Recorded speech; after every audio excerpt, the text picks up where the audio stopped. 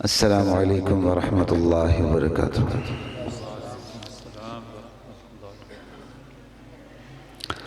ان الحمد للہ نحمده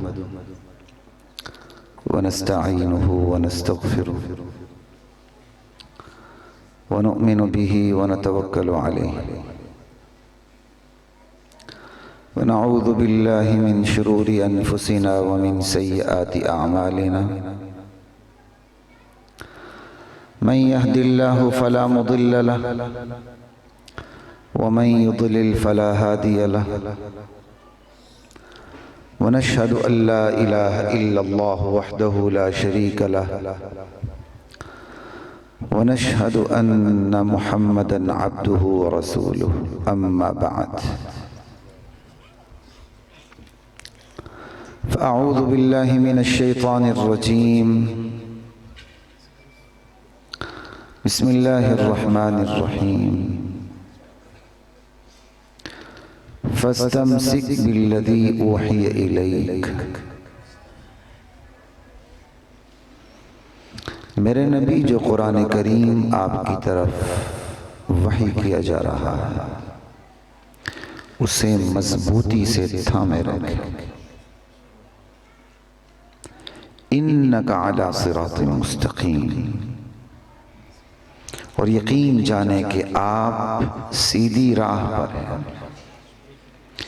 صراط مستقیم پر۔ وَإِنَّهُ لَذِكْرٌ لَكَ، اور یقیناً بلا شبہ یہ قرآن کریم اے نبی آپ کے لیے نصیحت نامہ ہے۔ اس قرآن کریم کی اہمیت دیکھیں، نبی کے لیے نصیحت نامہ ہے۔ وَلِقَوْمِكَ، میرے نبی آپ کے لیے بھی نصیحت نامہ، آپ کی قوم کے لیے، آپ کی پوری امہ کے لیے یہ نصیحت نامہ ہے۔ وَسَوْفَ تُسْأَلُونَ، نبی ہو کہ امتی تم سب سے اس قرآن کریم کے متعلق پوچھو کہ اس نعمت عظمیٰ کی کیا قدر کی تھی، اس فضل کا، شرافت کا کیا حق ادا کیا تھا۔ لا الہ الا اللہ۔ حضرات محترم، قرآن کریم ایک مکمل دستور حیات ہے، ایک مکمل دستور زندگی ہے، ایسا دستور زندگی ہے جس پر عمل کر کے دونوں جہانوں میں کامیابی کی ضمانت حاصل کی جاتی ہے۔ اور اس دستور زندگی کو خود اس قرآن کریم نے صرف 2 لفظوں میں بیان کر دیا ہے۔ ان الحکم الا للہ، حکم صرف اللہ کا چلے گا بس، اور کسی کا نہیں۔ قرآن کریم جو دستور زندگی ہے، جو آپ صلی اللہ علیہ وآلہ وسلم کا اخلاق ہے، کان خلقہ القرآن، آپ کے اخلاق کیسے تھے؟ اما عائشہ سے پوچھا جاتا، اما عائشہ رضی اللہ عنہا جواب دیتی ہیں، کہا آپ کا اخلاق قرآن، آپ چلتے پھرتے قرآن تھے۔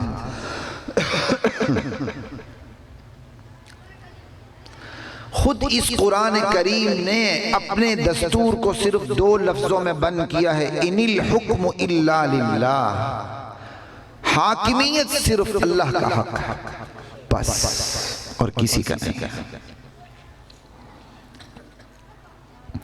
نبی پر بھی حاکمیت کس کی چلتی ہے؟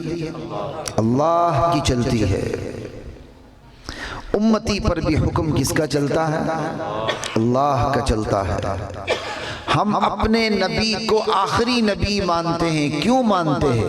اللہ کا حکم ہے کہ آخری نبی ہے۔ اگر ہمارے نبی کے بعد نبی آنا ہوتا نبوت کا سلسلہ جاری ہوتا، عمر فاروق نبی بنتے، اللہ کا حکم یہی ہوتا، تو ہم کہتے ہمارے نبی آخری نبی نہیں ہے، عمر فاروق بھی اس کے بعد نبی ہے۔ لیکن نبوت کا دروازہ ہمارے نبی پر ختم ہو چکا ہے۔ اللہ نے کہہ دیا ہے کہ میں نے آخری نبی بھیجا ہے، کیونکہ دنیا آخری مرحلے میں داخل ہو چکی ہے۔ اس لیے ہم اپنے نبی کو آخری نبی مانتے ہیں۔ کیوں مانتے ہیں؟ اللہ کی حاکمیت کا تقاضا یہ ہے، اللہ کا حکم ہے کہ آخری نبی ہے، لہٰذا ہم بھی آپ کو آخری نبی سمجھتے ہیں۔ یہ ہے اللہ کی حاکمیت۔ ختم نبوت یہ عقلی تقاضا ہے، یہ بات یاد رکھیے، صرف شرعی تقاضا نہیں ہے، ختم نبوت عقلی تقاضا بھی ہے کہ نبوت کا اختتام ہو جائے۔ ہاں، دنیا نے اگر ختم نہیں ہونا تھا، لامتناہی سلسلہ دنیا کا چلتا رہتا، تو دنیا کا لامتناہی سلسلہ اس بات کی علامت ہوتا کہ نبوت چلتی رہتی۔ لیکن اللہ نے دنیا بنائی، دنیا بنانے سے پہلے اللہ فیصلہ کر چکا تھا کہ دنیا کا اختتام ہونا ہے۔ جب دنیا کا اختتام ہونا ہے تو دنیا میں موجود ہر چیز کا اختتام ہونا ہے۔ تو دنیا میں موجود سب سے بڑی چیز نبوت اور رسالت ہے، تو پھر اس کا بھی اختتام ہونا ہے۔ بات سمجھ آ رہی ہے؟ بات یاد رکھیے گا۔ نبی علیہ السلام کی بعثت اس بات کی علامت ہے، نبی پاک کی آمد اس بات کی علامت ہے کہ انسانیت اپنے آخری مرحلے میں داخل ہو چکی ہے۔ اس کا اولین مرحلہ بھی گزر چکا ہے، اس کے درمیانی مرحلے بھی گزر چکے ہیں۔ انسانی تاریخ اب اپنے آخری مرحلے میں داخل ہو چکی ہے۔ انسانوں کا اولین مرحلہ آدم علیہ السلام سے شروع ہوتا ہے، درمیانی مرحلے ابراہیم علیہ السلام، اسماعیل علیہ السلام، موسیٰ علیہ السلام، اور یہ درمیانی مرحلہ بھی کہاں جا کے ختم ہوا؟ محمد الرسول اللہ صلی اللہ علیہ وسلم پہ۔ چونکہ دنیا نے ختم ہونا تھا، اللہ نے فیصلہ کر لیا تھا کہ دنیا ختم ہوگی، اور دنیا ختم ہوگی تو پھر عدل و انصاف ہوگا۔ دنیا ختم نہ ہو تو عقل کا تقاضا یہ ہے کہ عدل و انصاف ہو ہی نہیں سکتا، نہیں ہو سکتا۔ اس لیے کہ ایک بندہ اچھا کام کرے یا برا کام کرے تو اس کا اچھا کام یا اس کا برا کام وقتی طور پر اس کی ظاہری شکل ختم ہو جاتی ہے، اس کے اثرات صدیوں تک رہتے ہیں، صدیوں تک جاری رہتے ہیں۔ اگر ایک شخص نے یہ مسجد بنائی، جس اللہ کے بندے نے یہ مسجد کا پلاٹ دیا، پھر جن اللہ کے بندوں نے یہ تعمیرات کی، ممکن ہے کئی یہاں اس وقت موجود نہ ہوں، لیکن ان کا عمل جاری ہے کہ نہیں؟ جاری ہے نا؟ تو اگر ابھی اسے فیصلہ ہو جائے ان کو کیا ملنا ہے، تو عمل تو جاری ہے۔ لامالہ فیصلے کا ایک دن ایسا ہونا چاہیے کہ ان کے یہ عمل بھی اپنے آخر پہ پہنچے۔ تو عمل آخر پہ کب پہنچے گا؟ جب دنیا کی اینٹ سے اینٹ بجا دی جائے گی۔ اسی طرح ایک بندے نے سینما بنا دیا، جوا خانہ بنایا، شراب خانہ بنایا، رنڈی خانہ بنایا، دنیا سے گزر چکا، لیکن اس کا شر جاری ہے۔ اگر ابھی اس کو سزا دی جائے تو اس کو سزا پوری نہیں ملے، کیونکہ اس کا تو گناہ جاری ہے۔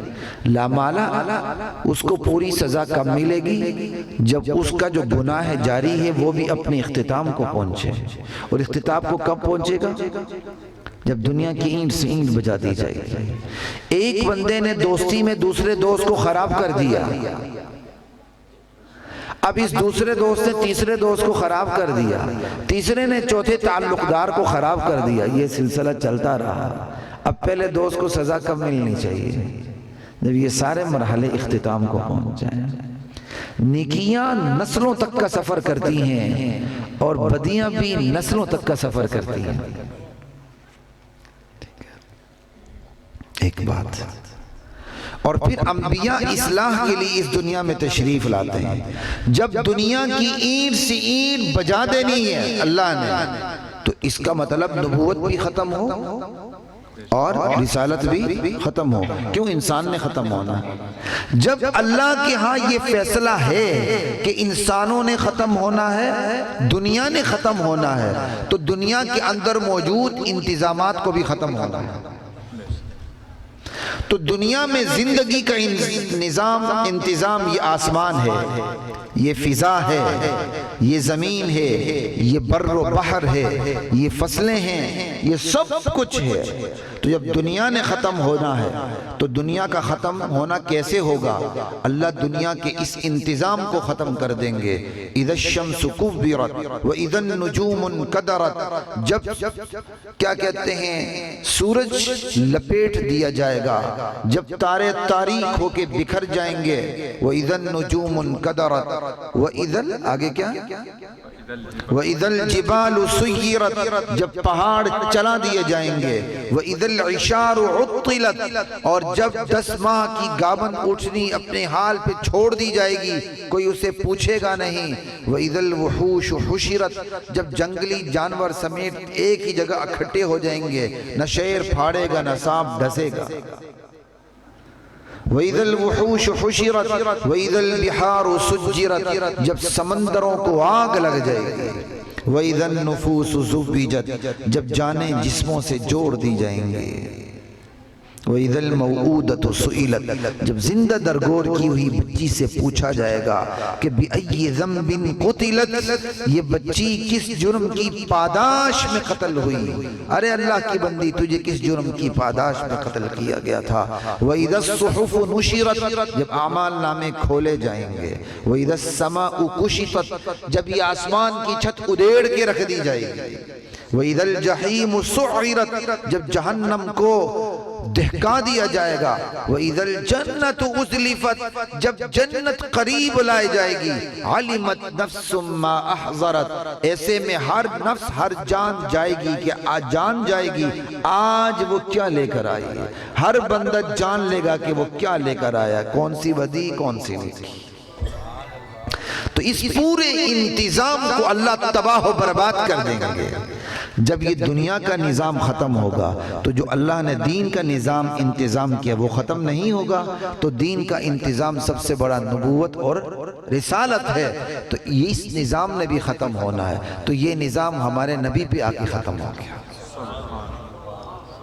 سمجھ آئی بات؟ یہ لا الہ الا اللہ. ایک تو یہ کہ دنیا نے ختم ہونا ہے، انسانوں نے ختم ہونا ہے. جب دنیا اور انسانوں نے ختم ہونا ہے تو دنیا میں موجود جو جسمانی ضرورتوں کا انتظام ہے، جو روحانی ضرورتوں کا انتظام ہے، اس نے بھی ختم ہونا ہے. تو یہی ختم نبوت کی دلیل. اور پھر ختم اس لیے بھی ہونا ہے تاکہ ظالم کو اس کے ظلم کی پوری سزا ملے، عادل کو اس کی عدل کی پوری جزا ملے. اور اختتام ہوئے بغیر یہ ممکن نہیں. اختتام ہوگا تو فل سٹاپ لگے گا نا. ایک بندہ نیکی کر کے چلا گیا، اس کے نیکی کے اثرات جاری ہیں. ایک بندہ گناہ کر کے چلا گیا، اس کے گناہ سے آج بھی نسلیں برباد ہو رہی ہیں. تو ایک کو سزا ملنی چاہیے، ایک کو جزا ملنی چاہیے. کب؟ جب یہ جا کے سلسلہ ختم ہو جائے، فل سٹاپ لگے. تو فل سٹاپ کب لگے گا؟ جب دنیا کی اینٹ سے اینٹ بجے گی، دنیا کی صف لپیٹ دی جائے گی. پھر اللہ کہیں گے اس بندے نے یہ مسجد بنائی تھی، اس کا اثر یہاں تک ہوا. اس بندے نے یہ سینما بنایا تھا، اس کا اثر وہاں تک ہوا. اللہ فیتے سے ہر چیز ناپ لیں گے. اللہ کا براہ راست علم کام کر رہا ہے، اس کے فرشتے کام کر رہے ہیں، سارا کچھ سامنے آ جائے گا. یہی تو ختم نبوت پر دلیل ہے. انما بعثت، اللہ کے نبی کا فرمان ہے کہ مجھے وہ حدیث پوری یاد نہیں آ رہی، مضمون یاد ہے، میں حدیث کو یاد کرنے کی کوشش کرتا ہوں، میری کوشش ہوتی ہے.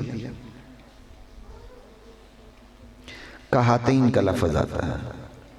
ہاں انا بعثت، کیا؟ ہاں بالکل بالکل وہ پورے الفاظ کیا ہیں شروع سے؟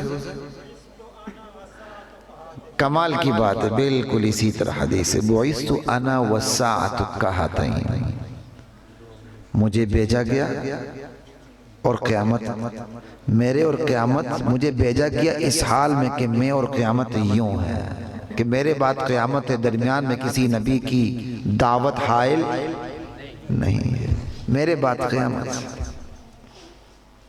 یہ انسانیت کا آخری مرحلہ جس میں یہ داخل ہو چکی ہے۔ ختم نبوت تو عقلی تقاضا ہے۔ اب جو میں نے آپ کے سامنے بات کی تھی کہ قرآن کریم نے جس دستور کی طرف رہنمائی کی اسے خود ایک لفظ میں، دو لفظوں میں سمیٹ کر رکھ دیا، ان الحکم الا للہ۔ تو ختم نبوت خاتم الانبیاء نے اسی قرآن سے کام لیا۔ خود اپنے ارشادات سے کام لیتے تو 23 سال میں وہ انقلاب کبھی نہ آتا۔ آپ کے ارشادات کے اثرات اپنی جگہ، لیکن اللہ کا جو براہ راست کلام ہے اس کا مقابلہ نبی کا ذاتی فرمان بھی نہیں کر سکتا۔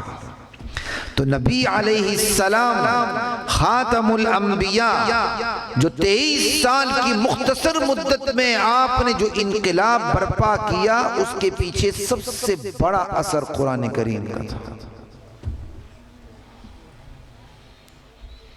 کہ 23 سال کی مختصر مدت میں دنیا کی ایسی کایا پلٹی کہ جہاں ایک بھی اللہ سے ڈرنے والے نہ تھا، ایک بھی اللہ سے ڈرنے والا نہ تھا، وہاں لاکھوں کی تعداد میں ایسے انسان پیدا ہو گئے جو اندھیرے میں، اجالے میں اللہ سے ڈرنے والے تھے، جو یقین کی دولت سے، ایمان کی دولت سے مالا مال تھے، جو دشمنوں کے ساتھ بھی انصاف کرتے تھے، حق کے معاملے میں اپنی اولاد کی بھی پرواہ نہیں کرتے تھے۔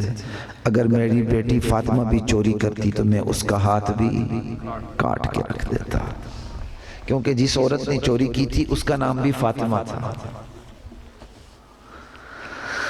لا الہ الا اللہ واللہ اکبر۔ تو ایسا انقلاب آیا کہ انسان کو اپنے جیسے انسان کے سامنے جھکنے میں عار محسوس ہونے لگی، شرم محسوس ہونے لگی، اونچ نیچ دور ہوئی، قومی اور نسلی غرور ٹوٹا، بے بسوں کی بے کسوں کی سنی گئی۔ مجھے آج تک یاد ہے، میرے والد محترم اللہ انہیں بخشے رحمہ اللہ تعالی، میو ہاسپٹل میں زیر علاج تھے، 1988 کی بات، انہیں لقوہ ہوا تھا اس وقت، میں درجہ اولا میں پڑھتا تھا، میں انہی کے ساتھ تھا ان کی خدمت میں۔ تو میو ہاسپٹل کے وہ اعصابی وارڈ میں داخل تھے، وہاں ایک سندھ کا وڈیرا بھی داخل تھا۔ سندھ میں تو آج بھی بالکل آقا اور غلام والا معاملہ ہے ان کے وڈیروں کا، ان کے ساتھ جو نوکر ہوتے ہیں بالکل وہی سلوک ہوتا ہے جو غلاموں کا ہوتا ہے، بلکہ اس سے بدتر ہے۔ وہ ایک وڈیرا تھا، فوت ہو گیا ہوگا اب تو، اللہ اسے بخشے۔ اس کے ساتھ جو اس کا خادم تھا نا، وہ غیر اللہ کے لیے سجدے کا قائل تھا۔ تو اس نے مجھے خود کہا 5 سجدے اللہ کے لیے، 6واں سجدہ پیر کے لیے۔ اور میرے والد محترم اس بات کو نقل کیا کرتے تھے شاگردوں میں، کیونکہ میں بچہ تھا اس وقت، خیر بچہ تو نہیں تھا، غلام میں تھا، میری اسے ڈیبیٹ ہوئی، اس بندے سے میری بحث ہوئی، اس وڈیرے کے خادم سے، اس نے کہا 5 سجدے اللہ واسطے تھے، 6واں سجدہ پیر واسطے، او کا مقال۔ آگے پیچھے کچھ ہو سکتا ہے، سمجھ آئی بات کی۔ اور میرا ساتھ دینے والا کون تھا پتہ ہے آپ کو؟ اس وارڈ میں صفائی کرنے والا عیسائی۔ اس نے کہا میرے بارے میں کہ یہ بچہ ٹھیک کہہ رہا ہے، آپ غلط کہہ رہے ہو، سجدہ صرف اللہ کے لیے ہے۔ وہ میرا ساتھ دینے والا وہ عیسائی سویپر تھا، اور والد صاحب اس کو بڑے مزے سے سناتے تھے کہ دیکھ اس سلسلے میں ساتھ دینے والا وہ عیسائی لڑکا آدمی تھا۔ اس نے کہا نہیں بھائی آپ بات غلط کہہ رہے ہو، سجدہ صرف اللہ کے لیے ہوتا ہے۔ تو اللہ کے نبی نے قرآن کے ذریعے کیسی محنت کی کہ انسان کو اپنے جیسے انسان کے سامنے جھکنے میں ہار محسوس ہونے لگی، قومی اور نسلی غرور ٹوٹا، بے بسوں کی سنی گئی، بے کسوں کی سنی گئی، عورتوں کو حقوق ملے۔ آج بڑے توحیدی بنتے ہیں، کتنے توحیدی ہیں جو اپنی بہنوں کو وراثت کا حصہ دیتے ہیں؟ یہاں توحید کیوں نظر نہیں آتی؟ صرف یہی کہنا باپوں سے کچھ نہیں ہوتا، قبر سے کچھ نہیں ہوتا۔ بھائی یہ دولت سے بھی کچھ نہیں ہوتا، دے دو اٹھا کے بہن کو حصہ۔ وہاں تو دولت کو پورا معبود بنا دیا کہ بہن کو حصہ نہیں دیں گے مر جائیں گے، تو تمہاری توحید کہاں گئی؟ میرے والد فوت ہوئے، میرے بھائی گئے، اور الحمدللہ ہم نے شرعی طور پر بہن بھائیوں میں سارے حصے تقسیم کر دیے، ابھی قبضہ نہیں دیا لیکن تقسیم کر دیا۔ یہاں توحید کی توحید کہاں جاتی ہے؟ سب سے بڑے ذمہ دار یہ دیندار لوگ ہیں جو اپنی بہنوں کو وراثت میں حصہ نہیں دیتے۔ ہم نے توحید کو چند چیزوں میں بند کر دیا، بس ہم کہتے ہیں سب سے بڑے موحد ہیں۔ اس پر بھی مجھے ایک واقعہ یاد آ رہا ہے، میں بچہ تھا، میں والد صاحب کے ساتھ ایک ڈاکٹر کے پاس گیا، وہ تبلیغی تھے ڈاکٹر۔ تو جو دیندار ہوتے ہیں نا ان کا مذاق بھی وہ دینداروں والا ہوتا ہے، بڑا مزہ ہوتا ہے ان کا، پھر اوپر سے بوڑھے بھی ہوں دیندار بھی ہوں تو نور علی نور، سمجھے مزہ آتا ہے۔ تو ڈاکٹر صاحب تھے تو پریکٹیشنر، ہم ڈاکٹر کہتے تھے، اللہ انہیں بخشے، میرے والد صاحب کے بڑے قریبی تھے۔ میں دوائی لینے گیا ان کے پاس، تو ایک اور تبلیغی جماعت کے ساتھی تھے بہت بوڑھے، وہ ان کے پاس بیٹھے ہوئے تھے۔ اب دونوں بابے دوست تھے تو آپس میں مذاق کر رہے تھے۔ تو ڈاکٹر صاحب نے کہا پنجابی میں، تیرے کو لکی کچھ بھی نہیں ہے، تیرے کو لکی کوئی ایسی بات کی، تیرے پاس ہے کیا؟ کہا تو کنگال ہے، کچھ نہیں۔ تو اس نے یہ جو سلوکہ ہوتا ہے نیچے پہنا ہوتا ہے نا، بولے ایسے ہاتھ ڈال کے ہزار یا سو کی بارہ پوری تھدی نکالی کے دیتے ہیں، تو کہنا میرے کو کچھ نہیں ہے بے۔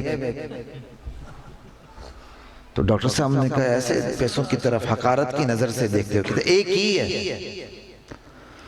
تو وہ آج تک مجھے اس تبلیغی ساتھی کا جواب نہیں بولتا، کہا دساں کی ہے؟ کہا دس، اے غیر اللہ ہے، غیر اللہ۔ اس مذاق میں کتنا بڑا سبق ہے، خدا کی قسم۔ نیک لوگوں کا مذاق بھی سبق دیتا ہے، برے لوگوں کا مذاق بھی جہنم پہنچاتا ہے۔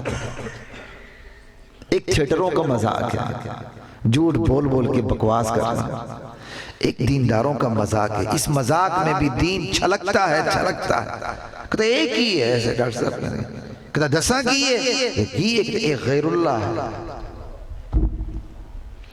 تو بھائی وہ اب بہن کی وراثت جو ہے نا، جس کو چمٹ کے بیٹھے ہیں، وہ غیر اللہ ہے، غیر اللہ۔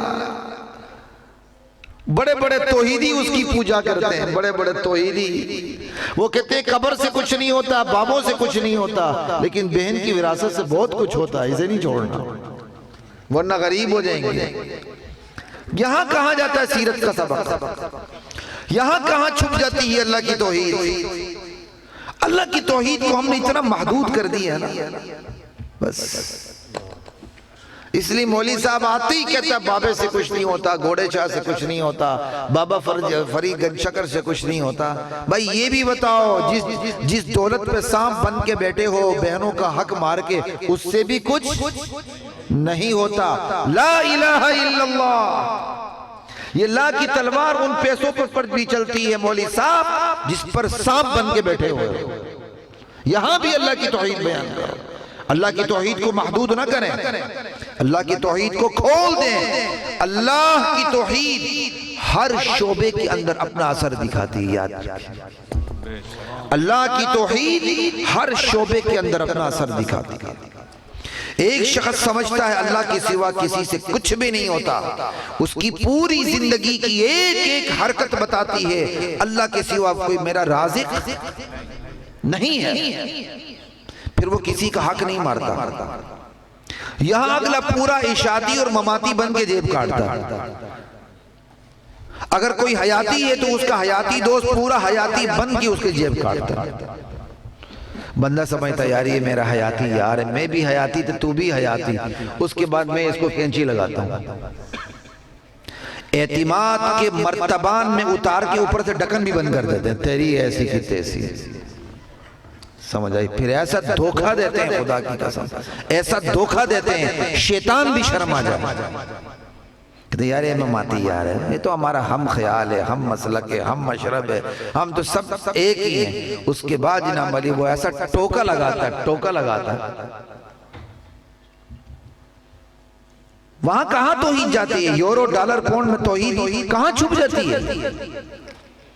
یاد رکھیے جو توحیدی ہوگا تو اس کی پوری زندگی پہ توحید کا اثر ہوگا، اگر وہ مشرک ہوگا تو اس کی پوری زندگی پر شرک کا اثر ہوگا۔ ایک توحیدی ہوگا اگر اسے مشکل پیش آئے گی وہ کبھی بھی کسی کے سامنے نہیں جھکے گا، وہ کسی کو رازق مالک خالق نہیں سمجھے گا، کوئی بھی زندگی کا مرحلہ ہو، اس کی نوکری ہو، اس کی چھوکری ہو، کچھ بھی ہو، اس کے اندر گھر کا ماحول ہو، باہر کا ماحول ہو، توحید کا اثر اس کی ایک ایک شعبے پہ نظر آئے گا۔ ہم نے توحید کو ایک دو شعبوں میں بن کے لپیٹ دیا، برکت والا غلاف لپیٹ دیا اس کے، غلط بات۔ توحید کو زندگی کے تمام شعبوں میں عام کر دیں، گھیر، ایک ایک شعبے کو توحید گھیر لے، سمجھ آئی بات کی؟ آج ہماری توحید ہماری زندگی کی ہر شعبے کو نہیں گھیرتی ہے، چند ایک شعبوں کو گھیرتی ہے۔ میں بھی اس میں داخل ہوں، آپ بھی اس میں داخل ہیں، میں بھی فرشتہ نہیں ہوں، آپ بھی فرشتے نہیں ہیں، اس لیے میرے سمیت ہر بندہ دیکھے توحید نے اس کی کس شعبے کو چھوڑا ہوا ہے، تو جتنے شعبے چھوڑے ہوئے ہیں اتنا وہ توحید میں کمزور ہے۔ اس کی نوکری کا مسئلہ ہو، اس کی چھوکری کا مسئلہ ہو، اس کی ملازمت کا مسئلہ ہو، اس کی تجارت کا مسئلہ ہو، اس کے لین دین کا مسئلہ ہو، اس کی وراثت کا مسئلہ ہو، اس کے قرضوں کا مسئلہ ہو، اس کے کاروبار کا مسئلہ ہو، اس کی گھریلو زندگی کا مسئلہ ہو، اس کی اندرون زندگی کا مسئلہ ہو، اس کی بیرون زندگی کا مسئلہ ہو، ان تمام شعبوں میں لے کے ایک ایک کو لے کر اس کو اور توحید کو آگے پیچھے کریں، دیکھیں توحید کا اثر اس کی زندگی پر کتنا ہے، بس سمجھ آ جائے گی بات۔ اللہ کے رسول کی سیرت بھی سمجھ آ جائے گی۔ اللہ کے رسول کی سے بڑا کوئی توحیدی تھا دنیا میں؟ تو اللہ کے رسول نے تو پورا دین بیان کیا۔ ہم کہتے ہیں نا ہماری توحید یہ ہے، بس آجیں بابے سے کچھ نہیں ہوتا تو فلاں سے کچھ نہیں ہوتا، باقی دین باقی ہمیں بیان ہی نہیں آتا۔ بڑا فخر سے مولوی صاحب کہتے ہیں یار حضرت ختم نبوت پہ بات کریں، کرنٹ ایشوز پہ بات کریں، سود خوری پہ بات کریں، حرام خوری پہ بات کریں، بدکاری پہ بات کریں، نہیں بھائی ہمیں توحید کے علاوہ کوئی نہیں آتا۔ وہ اللہ کے بندو یہ توحید سے باہر ہے چیزیں، یہ کب سے تمہیں غلط فہمی ہو گئی کہ یہ چیزیں توحید سے باہر ہیں؟ یہ کب سے تمہیں غلط فہمی ہو گئی کہ یہ اللہ کی رسول کی سیرت سے باہر ہیں یہ چیزیں؟ لا الہ الا اللہ واللہ اکبر۔ تو بات چل رہی تھی سیرت نے اثرات قرآن کی بنیاد پہ دکھائیں، یاد رکھیے۔ صحابہ رہبان باللیل فرسان بالنہار، رات کے عبادت گزار، دن کے شہ سوار، دولت پہ، حکومت پہ، طاقت پہ، خواہشات پہ، سب پہ غالب، سب پہ حاکم، ایک اللہ کے غلام، ایک اللہ کے محکوم۔ ان اصحاب محمد نے دنیا کو امن سے، چین سے، سکون سے، راحت سے، اطمینان سے بھر دیا۔ لا الہ الا اللہ صلی اللہ علیہ وآلہ وسلم رضی اللہ عنہ اجمعین۔ انسان کیا بدلا صحابہ کی صورت میں؟ دنیا بدل گئی، دنیا کی تاریخ بدل گئی، دنیا کا نقشہ بدل گیا۔ پھر یہی امت، زندہ امت، دعوت کی عملی تصویر بن کر پوری دنیا میں پھیل گئی، کسر و کسرا کے دربار میں جا پہنچی، کیا ترنگ سے نعرہ لگایا، ان اللہ ابتعثنا، اللہ نے ہمیں بھیجا ہے، ہم خود نہیں آئے، ہمیں اللہ نے بھیجا ہے۔ یقین کس عالم پر ہے؟ دیکھیں اللہ نے ہمیں بھیجا ہے لِنُخْرِجَ مَنْ شَاءَ مِنْ عِبَادَةِ الْعِبَادِ إِلَىٰ عِبَادَةِ رَبِّ الْعِبَادِ، تاکہ ہم بندوں کو بندوں کی بندگی سے نکال کر اللہ کی بندگی میں داخل کریں۔ زبردستی نہیں، من چاہ ہم تو تبلیغ کریں گے، جو آنا چاہے آ جائے۔ وَمِنْ ضِيقِ الدُّنْيَا إِلَىٰ سِعَتِهَا، دنیا کے تنگ مفہوم سے نکال گئے۔ میں تو بس اپنے بیوی بچوں کے لیے جی رہا ہوں۔ بڑا کمزور نظریہ بھائی، تو اپنے بیوی بچوں کے لیے جی رہا ہے، سمجھ آئے؟ اللہ کے لیے جیے، بیوی بچوں کے لیے جینا مینا سب کچھ خود ہی آ جائے گا، اس کے اندر سپلی ضمنی طور پہ آ جائے گا۔ دنیا کے تنگ مفہوم سے نکال کے دنیا کے وسیع ترین مفہوم سے آشنا کر دیں۔ ہم اس لیے آئے وَمِن جَوْرِ الْأَدْيَانِ إِلَىٰ عَدْلِ الْإِسْلَامِ، ہمیں اللہ نے اس لیے بھیجا ہے ہم مذاہب کی ناانصافیوں سے نکال کر انسانوں کو اسلام کے دائرہ انصاف میں داخل کریں۔ یہ تھی صحابہ کی توحید، اور یہ تھی صحابہ کی سیرت پر نبی کی سیرت کا اثر۔ سمجھ آئے؟ اس لیے میں ساتھیوں سے کہا کرتا ہوں، سیرت النبی کو محدود کر کے ختم نبوت میں بند نہ کرو خدا کے لیے۔ ختم نبوت پہ بات کریں گے، ایک آگے کہے گا مرزا قادیانی نے یہ کیا، یہ کیا، یہ کیا، یہ کیا، یہ کیا، اس کے خلاف یہ دلائل ہیں، یہ دلائل ہیں، یہ دلائل ہیں۔ اچھی بات ہے یار، سیرت پہ بات کرو۔ سیرت پہ بات کرو گے تو ختم نبوت سیرت کا جز ہے۔ جب سیرت پہ بات کریں گے تو اصلاح معاشرہ پہ خود بخود بات آ جائے گی۔ اس لیے عمدن بلوال میں بھی میں نے ختم نبوت پہ نہیں بلکہ وسیع مفہوم سیرت پہ بات کی، کیونکہ میں آپ کے دیے ہوئے موضوع میں بند نہیں ہونا چاہتا۔ سیدھی بات، لا الہ الا اللہ۔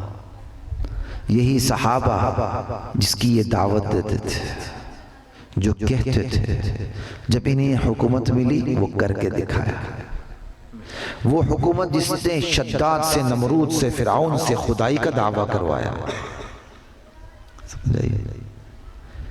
اس حکومت سے، اس سلطنت سے کہیں عظیم تخت سلطنت پر بیٹھ کر، ان سے کہیں زیادہ ہیبت و جبروت حاصل کر کے ان صحابہ نے اپنا سر ہمیشہ خداوند قدوس کے سامنے جھکایا، ہمیشہ اپنی عاجزی کا اقرار کیا۔ سچا مسلمان یوں ہی کرتا ہے۔ طالبان کو دیکھ لیں آپ، کتنی نسلوں نے قربانیاں دی ہیں، آج حکومت ملی تو رو رہے ہیں کہ اصل امتحان تو اب شروع ہے۔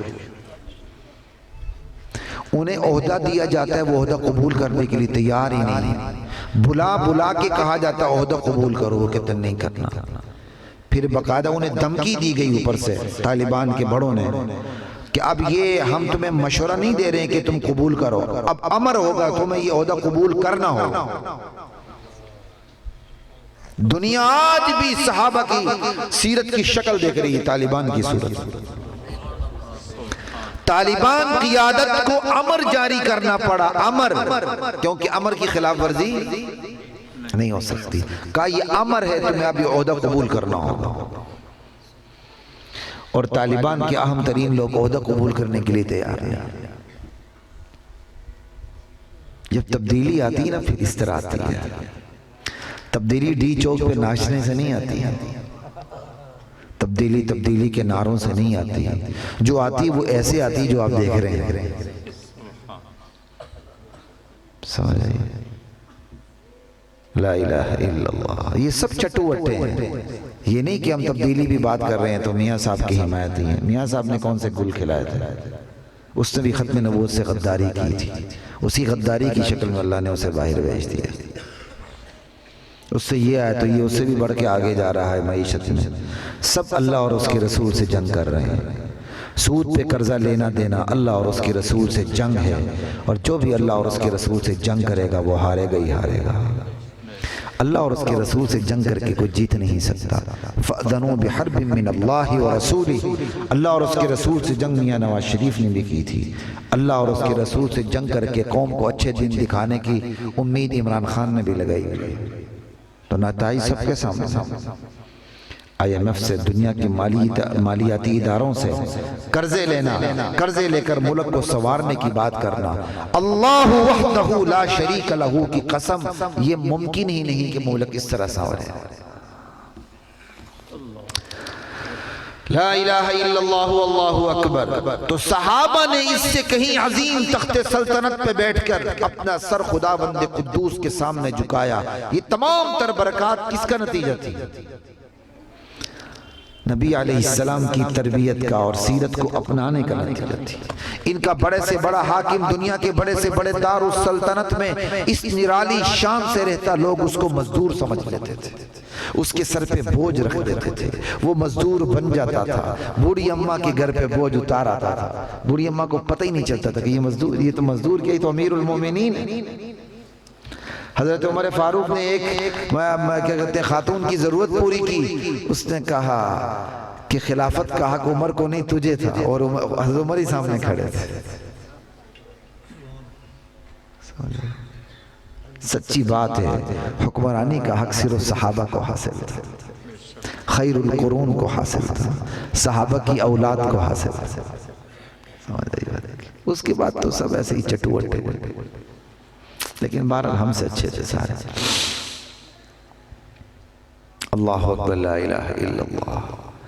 سوچتے سوچتے عقل دنگ رہ جاتی ہے۔ ان خانہ بدوشوں کی، بکریاں چرانے والوں کی، اونٹ چرانے والوں کی زندگی کی کیا کایا پلٹی کہ اونٹ چراتے چراتے دنیا چرانے لگ گئے۔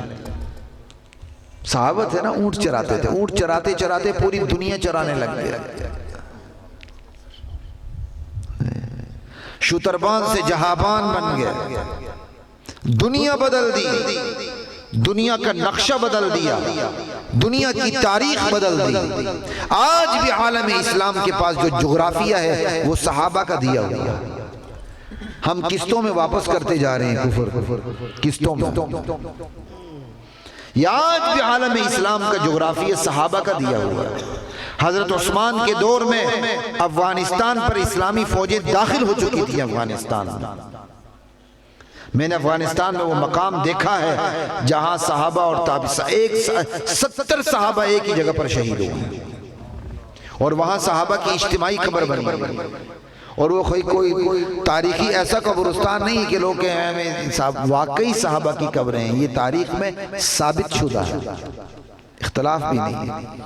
بلکہ کابل میں ایک چوک ہے، اس کے نام شاہ دو شمشیرہ ہیں، صحابی تھے یا تابعی تھے، وہ دونوں ہاتھوں سے تلوار چلانے میں ماہر تھے، دونوں ہاتھوں سے، اور ان کا وہاں مزار بنا ہوا ہے۔ اور شاہ دو شمشیرہ یعنی دو شمشیروں کو چلانے والے بادشاہ، وہاں کابل کے بازار کے ایک چوک میں ان کا مزار بنا ہوا ہے۔ اور شیطان خبیث نے ایسا مزار بنوایا ہے، جو وہاں جانا چاہے نا ان کی قبر کے اندر جا کے، جو چھوٹی سی عمارت بنی ہوئی ہے، تو وہ ایسا بنایا ہے کہ پورا جھکنا پڑتا ہے، انسان جھکے تو بالکل اس کا ماتھا صحابہ کی جو قبر ہے اس کے پیروں کے سامنے آ جاتا ہے، اتنا، یعنی یہ ہے، یہ محراب بنا ہوا ہے۔ جب آپ ایسے جاتے ہیں تو پورا جھکنا پڑتا ہے، جیسے نیچے جھکے تو قبر کو جھکنا آٹومیٹکلی ہو جاتا ہے۔ جب میں ساتھیوں کے ساتھ وہاں گیا، یہ طالبان کے آخری دور میں ہمارا کوئی سرکاری غیر سرکاری کوئی دورہ تھا، ہم گئے تھے یہاں سے۔ ابھی بھی خواہش ہے جانے کی، اللہ توفیق دے، لیکن سرکار کا ٹھپے کے ساتھ یہ زیادہ بہتر ہوتا ہے، تاکہ بعد میں دہشت گرد قرار دے کے پولیس مقابلے ہی میں نہ اڑا دیں، ان کا بھی کوئی پتہ نہیں ہوتا، سمجھ آئیے۔ آج مجاہد ہیں تو کل دہشت گرد ہیں، تو اس لیے سرکار کے ٹھپے کے ساتھ اس وقت بھی گئے تھے، آج بھی یہی ارادہ ہے، کیونکہ چلو سرکار کا ٹھپا لگے، پاسپورٹ پر ثبوت تو ہونا، ہم سرکاری دورے پہ گئے تھے۔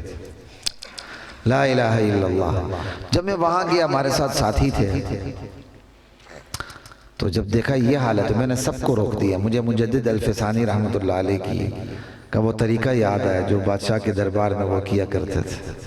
میں نے سب ساتھیوں کو روک دیا، میں نے کہا پہلے مجھے گھسنے دو، میں جس طریقے پر اندر گھسوں تم نے اسی طرح گھسنا ہے۔ کہتے جی ٹھیک۔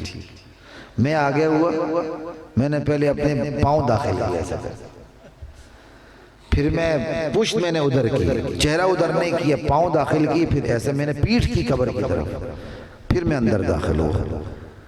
چونکہ طالبان کا دور تھا، جو مجاور بیٹھا ہوتا ہے ایسی خونخوار آنکھوں سے ہمیں دیکھ رہا تھا، یہ تو گستاخ پتہ نہیں کہاں سے آ گئے، لیکن اس کی ہمت نہیں تھی ہمیں کچھ کہنے کی۔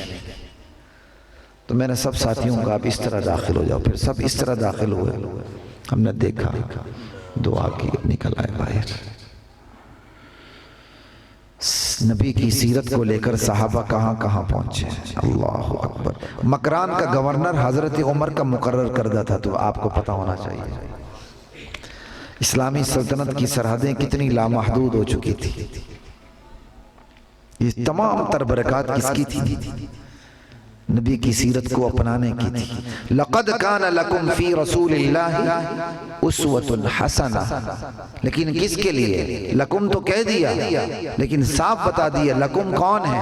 تمہارے لیے اسوہ حسنہ، تم کون ہو؟ کہا تم سے مراد وہ لوگ ہیں لمن کان یرجو اللہ والیوم الآخر، ان کے لیے نمونہ عمل ہے جو اللہ سے ملاقات کی امید رکھتے ہیں، آخرت پر یقین رکھتے ہیں، وذکر اللہ کثیرا، اللہ کو کثرت سے یاد رکھتے ہیں۔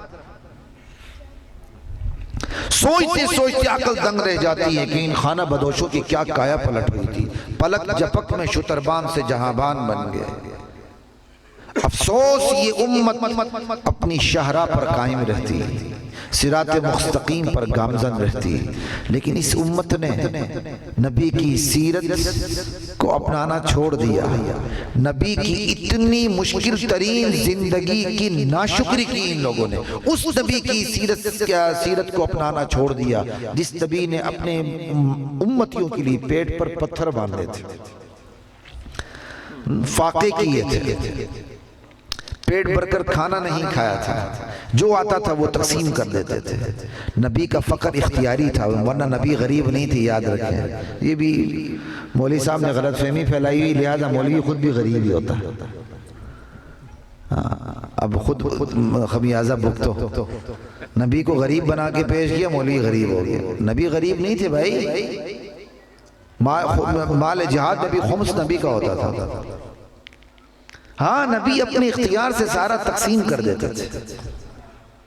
یہ ایک الگ معاشر نبی کا الگ موضوع ہے، انشاءاللہ کبھی اس پر بھی ہم نے بات کرنی ہے اپنے وہاں۔ لا الہ الا اللہ، یہ مطلب نبی کی زندگی کے اثرات تھے، لیکن امت پھر اس شہرہ پر قائم نہیں رہ سکی۔ یہ امت ماضی کی زندہ امت، اب اس کی ہوا اکھڑ چکی ہے، روب و دبدبہ ختم ہو چکا ہے۔ جس امت نے دنیا بدل دی، دنیا کی تاریخ بدل دی، آج وہی امت روندی جا رہی ہے۔ جس امت نے دنیا کو درس اخلاق دیا، درس قانون حیات دیا، آج وہی امت غیروں کے نظام اخلاق پہ، نظام قانون پہ گزارا کر رہی ہے۔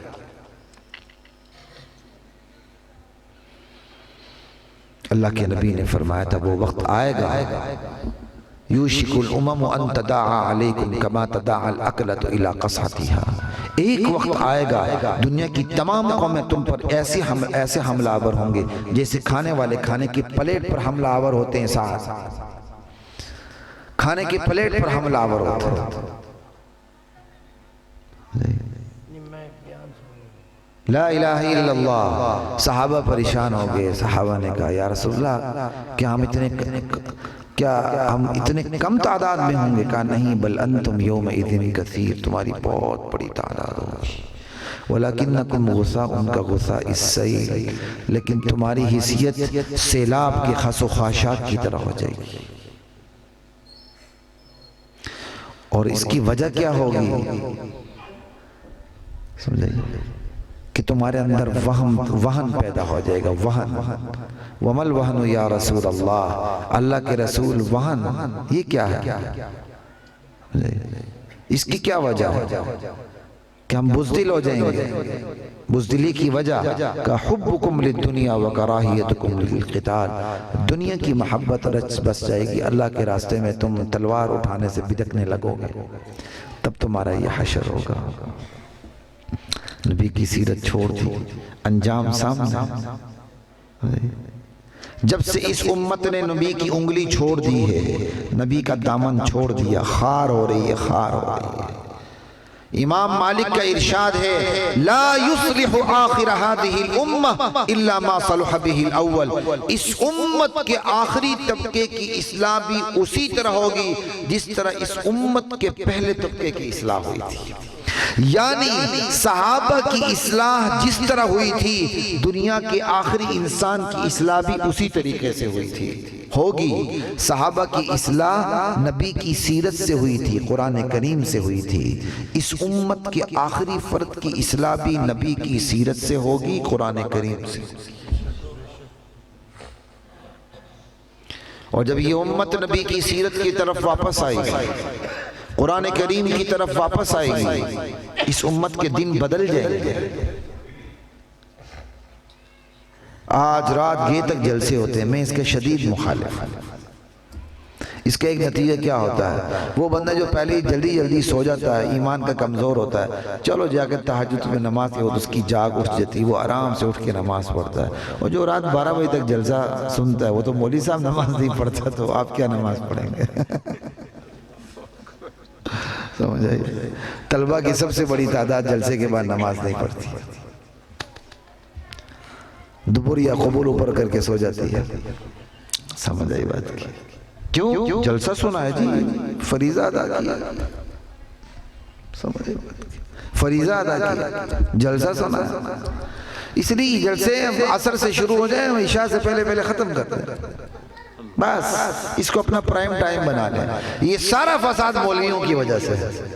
مولوی اپنے جلسے کا ٹائم ٹھیک کریں، خدا کی قسم میں صاف کہہ رہا ہوں، ہمارا ایمان اتنا مضبوط نہیں ہے 12-1 بجے تک تھک ہار کے بیٹھے رہیں اور صبح 4 بجے پھر اٹھیں۔ سیدھی بات کر رہا ہوں، ایمانداری سے بتائیں، 12 بجے آپ سو جائیں، 4 بجے اٹھنے کا جی چاہتا ہے؟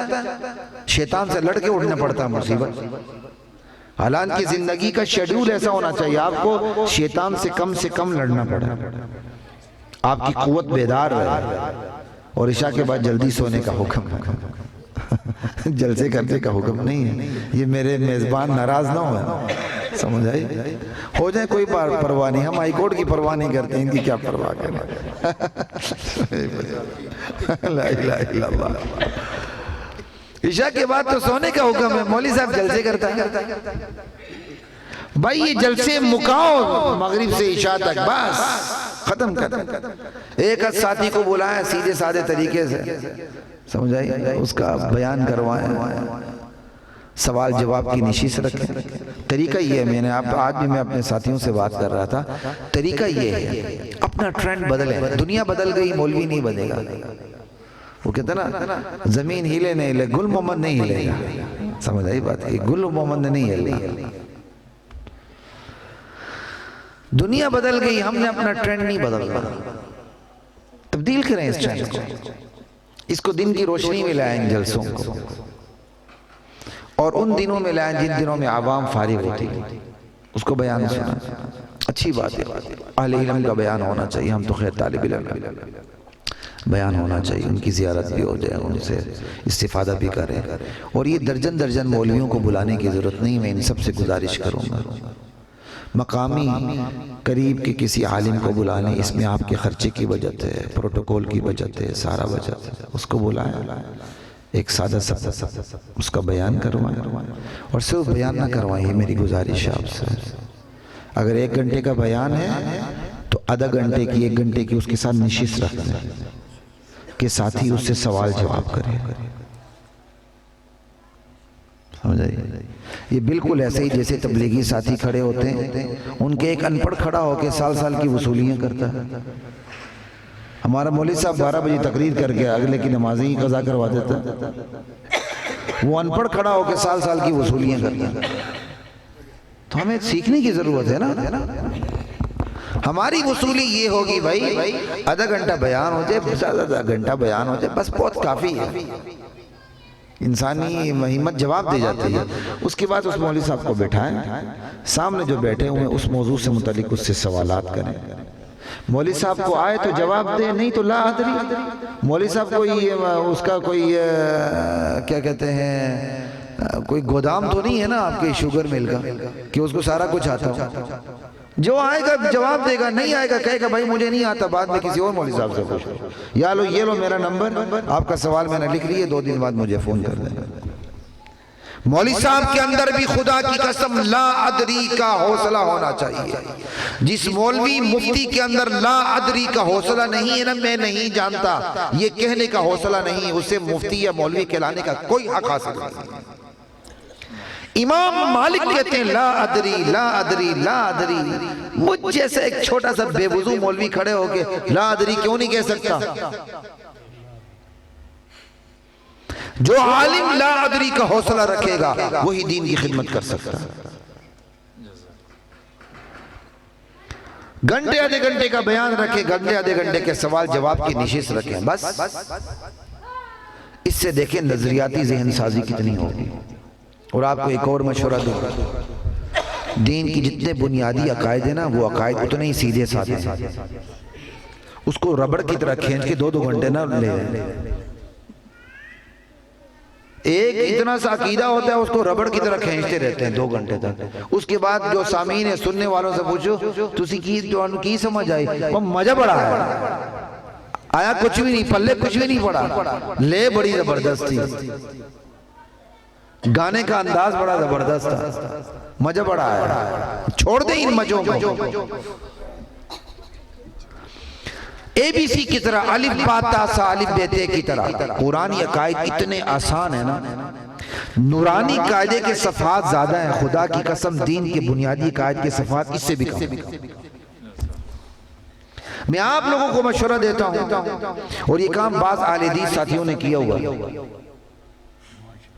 بالکل دین کی بنیادی عقائد سیدھے سادے، ایک قرآن کی آیت لکھ دی، نیچے وہ عقیدہ رکھ دیا، اللہ کے سوا کوئی عالم الغیب، قرآن کا ترجمہ، نبی سارے بشر ہیں، قرآن کا ترجمہ لکھ دیا، اللہ کی ذات عرش پر ہے، قدرت ہر جگہ ہے، قرآن کی آیت لکھ دی، بیٹا دینے والا، بیٹی دینے والا، عزت دینے والا، ذلت دینے والا، تخت سلطنت پہ بٹھانے والا، تخت دار پہ چڑھانے والا، آباد کرنے والا، برباد کرنے والا، سنوارنے والا، بگاڑنے والا، نوکری دینے والا، چھوکری دینے والا، وہ ایک ہی ہے جسے اللہ کہتے ہیں، واللہ الذی لا الہ الا ہوا عالم الغیب والشہادہ، آیا بھی اس کے لیے آیا، نہا بھی اس کے لیے آیا۔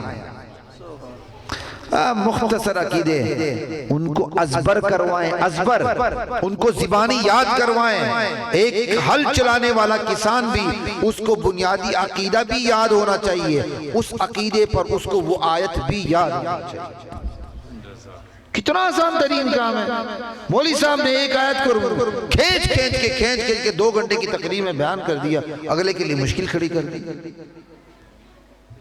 بھائی اس کو مختصر کریں۔ نبی علیہ السلام کے فرمودات اور ارشادات کو دیکھیں، مختصر ہوا کرتے تھے، پورا اثر ہوا کرتے تھے۔ وآخر دعوانا الحمدللہ رب العالمین۔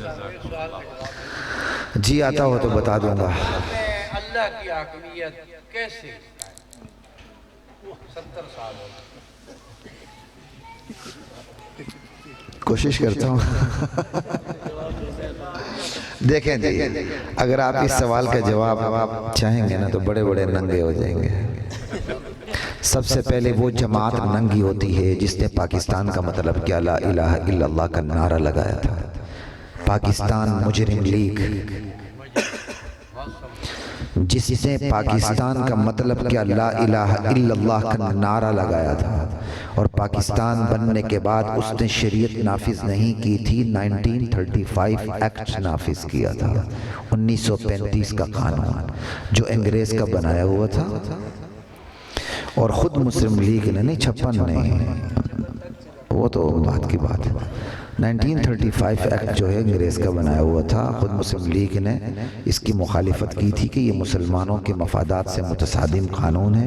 پاکستان بننے کے بعد اسی کو نافذ کیا گیا۔ پاکستان کا بننا خوش قسمتی، اس کے اندر من وعن مغربی نظام کا آنا بدقسمتی۔ پاکستان ایک پیکج تھا، اس پیکج کے اندر انگریزی نظام کو قبول کرنا بطور شرط شامل تھا۔ یہ ایک کڑوی حقیقت یاد رکھیں، پاکستان ایک پیکج تھا، پاکستان لیا نہیں گیا، پاکستان دیا گیا ہے۔ اور بھی بولوں گا تو بدہضمی ہو جائے گی یہاں۔ خدا کی قسم اس موضوع پر میں گرفت رکھتا ہوں، میں چیلنج دیتا ہوں۔ پاکستان لیا نہیں گیا، پاکستان دیا گیا، اور پاکستان ایک پورے پیکج کے ساتھ دیا گیا، پیکج۔ وگرنہ وہی تعزیرات ہیں، لا میں نے پڑھا ہوا ہے اور پڑھاتا رہا ہوں، ٹھیک ہے؟ وہی تعزیرات ہند ہے، اس کا نام تعزیرات پاکستان رکھ دیا۔ دیوانی قوانین بھی وہی، تعزیراتی قوانین بھی وہی، یہاں تک کہ انتظامی قوانین بھی وہی، سب کچھ وہی۔ اور اس سے بھی بڑی بات نہیں کہنا چاہتا، جس شخص نے سب سے پہلا حلف نامہ اٹھایا تھا اس کے اندر صاف لکھا ہوا ہے میرے اور میرے آنے والے حکمران ہمیشہ برطانیہ کے تاج و تخت کے وفادار رہیں گے۔ جا کے پوچھیں کیوں حلف اٹھایا تھا؟ مجھے گرفتار کروانا باپ نے؟ آخر دعوانا